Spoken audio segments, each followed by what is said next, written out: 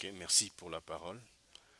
Donc, ma présentation va concerner d'abord la présentation de différents sites visités à Ouvira, mais aussi on va s'appesantir sur les facteurs causaux de l'inondation et des glissements des terrains et d'autres mouvements de masse identifiés dans la ville d'Ouvira. Et donc, nous avons ciblé trois axes. D'abord, le bassin versant des rivières Kanvinvira, Mulongwe, donc Kanvinvira qui est là, Mulongwe, et nous avons aussi travaillé sur Kalimabenge. Donc Kalimabenge n'a pas été concerné par les crues en avril, c'est plutôt Kanvinvira et Mulongwe, mais c'est une grande rivière qui cause aussi d'énormes dégâts. Et donc nous avons fait une simulation, on va en parler dans la suite. Aussi, nous avons fait une visite, donc une descente sur terrain au niveau du grand glissement des terrains qui cause d'énormes dégâts, les glissements de Nyarumanga, couplés au ravinement et qui déverse des coulées boueuses dans la ville, en pleine ville, et même au niveau de la route principale. Aussi, nos études ont concerné la côte, donc la limite du lac Tanganyika avec la ville d'Uvira. Et là, on va voir les dégâts causés par la remontée du lac. Les lacs qui atteint même 50 mètres de distance donc, dans la ville. Et donc là, nous avons, euh, nous présentons les zones inondées, mais aussi les sites avec des coulées boueuses. Là, on comprend en fouillant dans la littérature que les problèmes datent de très longtemps. L'inventaire des crues à Ouvira, qui commence à partir de 1926, un inventaire de 1926 à 2012 montre par exemple pour la rivière Mulongwe 8 crues avec d'énormes dégâts, d'énormes dommages, d'importants dommages. Pour la rivière Kanvinvira, 4 crues sont recensées. Et j'ai oublié de le mentionner ici, mais pour la rivière Kalimabenge, 12 crues dans la période de 1926 à 2012. Donc là, par exemple, nous avons une image, une photo de la rivière Mulongwe. Donc c'est une photo que nous avons prise sur terrain. Et les lignes en tiré rouge montrent les niveaux qui étaient atteints par les eaux en avril 2020. Donc on voit bien que c'est 7 mètres de haut. Actuellement, la rivière n'est qu'à 0,5 mètres de hauteur. Mais lors de la crue de, du 17 avril 2020, la rivière a atteint une hauteur de 7 mètres avec d'énormes dégâts. Nous voyons là par exemple un ensablement. Donc ça c'est une maison. Le rez-de-chaussée ne, ne se voit plus. Donc la surface topographique est maintenant au niveau du premier étage. Donc allez-y comprendre que là c'est environ 3 mètres de, de profondeur de sédiments. À gauche, nous avons une boule, un grand, une grande, un bloc de quartzite de- d'environ 4 mètres de diamètre, mais qui a été déplacé par les eaux. Donc c'était vraiment beaucoup d'eau avec une forte intensité, avec une grande force pour déplacer un bloc pareil. Cette image ici, c'est une vue aérienne du mont Nyarumanga. Et on sait voir sur cette image le sol nu qui est au fait une incision dans ces grands glissements des terrains. Et cette incision produit une coulée boueuse parce qu'il y a aussi, un collègue va vous en parler, euh, une nappe, des nappes qui affleurent là-bas, donc des nappes d'eau souterraine qui affleurent et donc qui entrent aussi dans le mécanisme de mouvement de masse au niveau du mont Nyarumanga. Là, c'est une photo des détails. C'est un grand ravin qui provient de ce grand glissement de Nyarumanga. Et là, nous avons des éboulis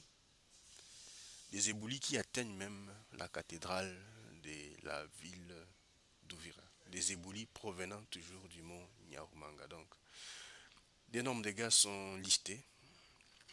Des dégâts, des dommages liés aux crues, liés aux éboulements au niveau du mont Nyarumanga. Entre autres, les maisons détruites, des personnes tuées et disparues, des biens perdus, un ensablement de plusieurs maisons et rues, des champs détruits, des routes coupées, une installation de la Régie des eaux qui a été détruite récemment en avril 2020, mais en regardant dans l'historique, la même installation avait encore été détruite en 1988.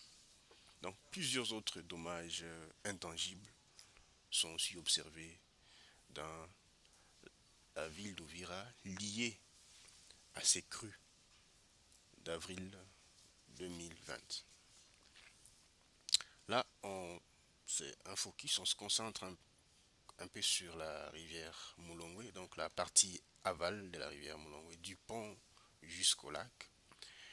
Et c'est une image prise, générée par photogrammétrie, avec les photos prises par drone. Et qu'est-ce qu'on constate? On constate que il y a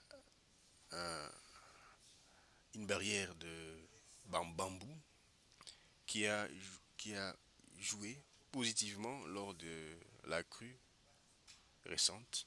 Donc ces bambous, cet alignement des bambous a bloqué l'inondation. Les maisons qui sont là n'ont pas été touchées comme les autres maisons, les autres habitations qui sont dans cette zone. Et donc il y a un fort ensablement qui est observé ici. Certains travaux, juste après l'événement, après le phénomène, après la crue, des travaux de d'aménagement, des travaux de curage ont été menés ici, supervisés par les gouverneurs des provinces. Donc les sables, la rivière a été curée, les sables a été entreposés sur les berges, mais ce qu'on constate, c'est que ces sables est moins cohérent, il est meuble, et donc lors d'une prochaine pluie, lors d'une prochaine crue, tous les sédiments vont encore revenir dans la rivière. Donc il faudra des mesures, des génies civils, des mesures de protection des berges pour éviter encore de revivre l'ensablement qui, qui, qui accélère en fait l'inondation, qui joue dans, qui diminue le volume de la rivière et occasionne l'inondation. Donc des véhicules ensevelis, des avenues fortement couvertes par les sables sont observés dans cette zone, dans cette partie aval de la rivière Molongwe. Donc nos estimations montrent que environ 25 000 mètres cubes de sable doivent être curés dans cette partie ici. Et environ 1300 mètres de berge, soit 650 de part et d'autre sur les dérives, doivent être protégés par des mesures de génie civil, par des mesures biologiques qui sont proposées, que nous avons proposées dans notre rapport.